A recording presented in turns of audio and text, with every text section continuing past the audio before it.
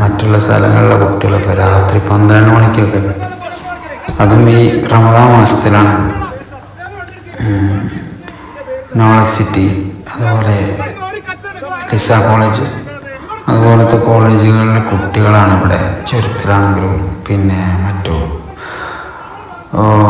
ഇടങ്ങളിലൊക്കെ നിന്ന് കാണിച്ചിട്ട് ഇങ്ങനെ പ്രശ്നം ഉണ്ടാക്കാറ്, അല്ലെങ്കിൽ ഒരു പരിപാടി നടത്താറ്. പക്ഷെ അതിൻ്റെ ഭാഗമായിട്ട് ചിലയിടങ്ങളിൽ ലഹരി ഉണ്ടാകുന്നത് കൊണ്ടാണ് ഇപ്പം എന്താ പറയുക, ഇങ്ങനത്തെ എല്ലാ സാഹചര്യങ്ങളും ഒഴിവാക്കാൻ നാട്ടുകാർ ഇറങ്ങി ശ്രമിക്കുന്നത്. ഇത്രയും പ്രശ്നങ്ങൾ ഉണ്ടായിട്ടും ഇതൊക്കെ പിന്നെ നമ്മളെ മുസ്ലിങ്ങൾ തന്നെ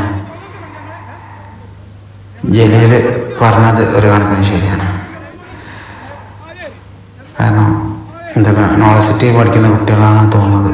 അവരൊക്കെ ഈ രാത്രി 12 മണിക്ക്, അതും വാപ്പയും ഉമ്മയൊന്നുമില്ല, ഒപ്പരം ചെക്കന്മാരും കുട്ടികളും ടീനേജ് പ്രായത്തിൽ അവർ എന്താ പറയുക, സമയത്ത് നൈറ്റ് ഒന്നും ഇപ്പം ആർക്കും വിഷയമല്ലാതായി. വാപ്പയും ഉമ്മയൊന്നും അറിയുന്നുണ്ടാവാറില്ല, അല്ലെങ്കിൽ അറിഞ്ഞിട്ട് നോക്കാതെ നിൽക്കുന്ന ആൾക്കാരൊക്കെയാണ് ഇപ്പോൾ നിലവിൽ. ശ്രദ്ധിക്കുക, വളരെ ശ്രദ്ധിക്കുക.